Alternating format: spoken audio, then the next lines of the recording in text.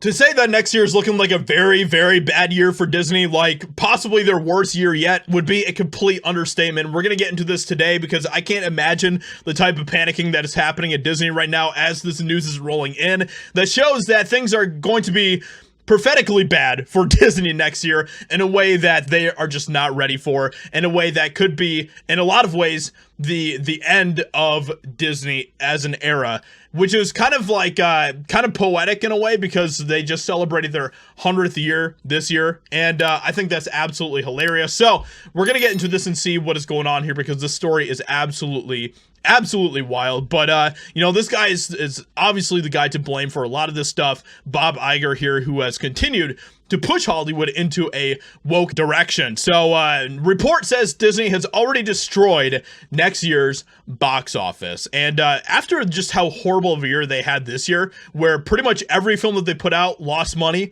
almost every film that they put out was a flop, this is not looking good for Disney, and I don't know how they're going to continue to thrive or survive. So thanks primarily to the Disney Grooming Syndicate, Hollywood is looking at a terrible 2024. And until the industry and the sycophants who cover it admit to why their movies suck, things will only get worse. In fact, in 2024, we will be 3 years out of the pandemic, and the domestic box office hasn't dipped below $8 billion since 2001.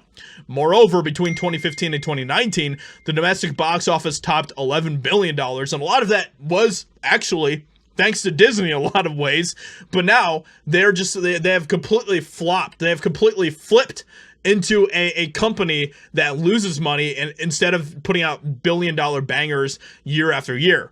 The box office won't graze $9 billion this year, so a $7.5 billion 2024 is beyond pathetic. The excuse? Naturally, the suck-ups at the Hollywood Reporter are still blaming the pandemic. Of course they are.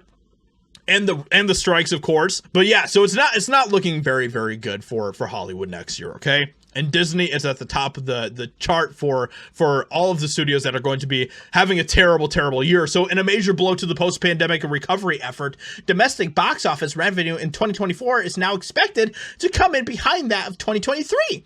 A reversal of fortunes no one predicted. Really? No one predicted that? Really? Well, maybe you should start watching some YouTubers, because it seems like we have a better grasp of, you know, this whole industry more than you do, Hollywood Reporter. And the reality of the situation is that a lot of these films that were supposed to be coming out next year, like, you know, Snow White, which is going to lose money regardless, so it doesn't really matter when they release that film. You know, Disney's Rachel Zegler's Snow White film. We have a bunch of movies that were supposed to be coming from Marvel that were supposed to be released next year, which are now being bumped to 2025. A lot of this is because those movies are already turning out to be movies that are going to lose money. Like, they've already sunk $300 million into the Snow White film with Rachel Zegler. And they think that this movie's going to make money? No way. No way is this movie going to make any money whatsoever. In fact, it's going to be a flop. They might as well release it next year because it doesn't matter. Like, they can put it off until 2030. This film is not going to make money. A lot of Americans are awake to what is happening with Hollywood. They're sick and tired of things like Disney. They're sick and tired of things like Hollywood, and they are just saying no.